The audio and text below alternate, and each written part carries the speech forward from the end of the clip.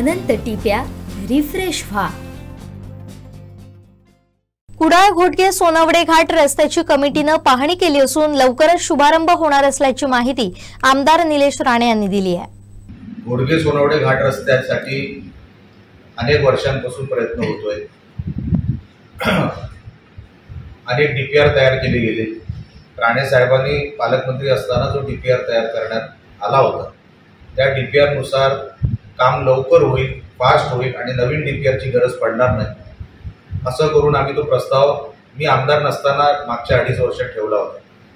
पण तरी पण मला वाटतं खासदार विनायक राऊत जेव्हा होते त्यांनी एक नवीन डीपीआर तयार करण्याची मागणी केली आणि त्याच्यामध्ये आपली 10 वर्ष गेली।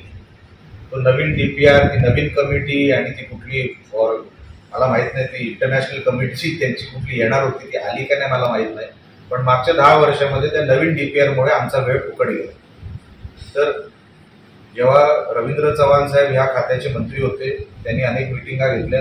मिटिंग नंतर असं ठरवण्यात आलं की जो डीपीआर लवकरात लवकर मान्य होईल, लवकरात लवकर पर्यावरणाला हानी न पोचता आपल्याला लँडस्लाइडचा पण विचार करता सगळा विचार करून एक डीपीआर जो आहे तो तुम्ही फास्ट मूव्ह करा।